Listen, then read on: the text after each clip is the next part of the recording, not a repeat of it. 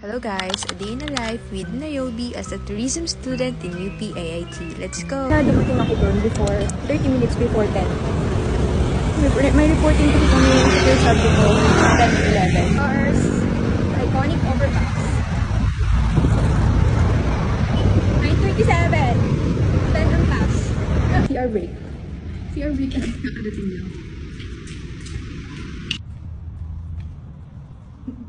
Early bird. Oras na ba? 9:47. Picture.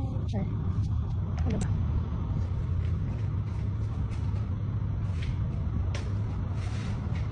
Natin yung aircon.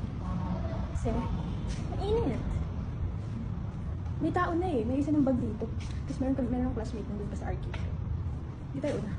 Hindi lang sila pa pumapasok. Kasi last time, in-upload ko siya sa TikTok. Tinakpad ko yung face mo. Kasi baka manhalit. Ayun guys, face reveal. Wow. It's dawn. Lunch. Ano sa other room? Class? Anong class?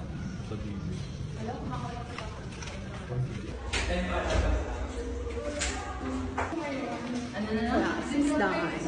May mindfulness kami. Ay, oo! Kaya pala nakaganyan outfit niya, ha? Tulog lang.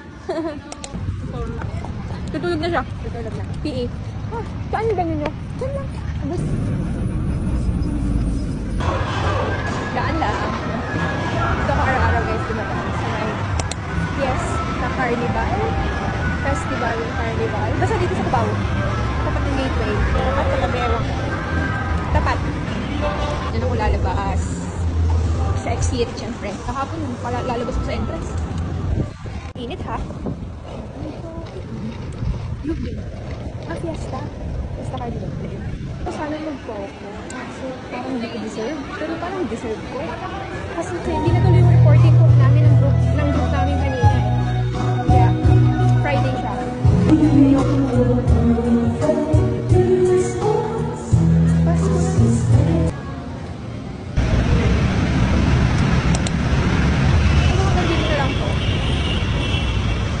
Init-init lang kanina. Ulan mga yun. Buti na lang. Maglalakad lang ako at ako nasa bahay na. Bili ako ng buko juice and all. Sa sobrang tamis niya, hindi ko naman nasa anong buko. Pero masarap na kasi talaga. Tamis naman, bulan pa. Sana cancel bukas. Pagod na ako mag face to face. Yo! Thank you Lord. Thank you Lord. Ako lang naalala. 1 month almost.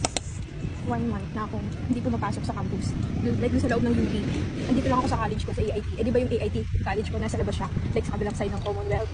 So almost 1 month na akong hindi nakakapunta sa UP campus. Siguro next week, kitain namin si Kim. Busy kasi siya.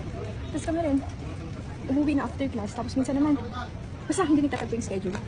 Kaya yun, wala talaga nakapasok sa campus. Eh, wala naman akong GE para pumasok doon. Wala rin akong PE. In case may class doon. Kaya, almost 1 month na ako. Ulit-ulit na nga. Dito na ako guys, finally. I'm here. Wait, siguro I'll end it here.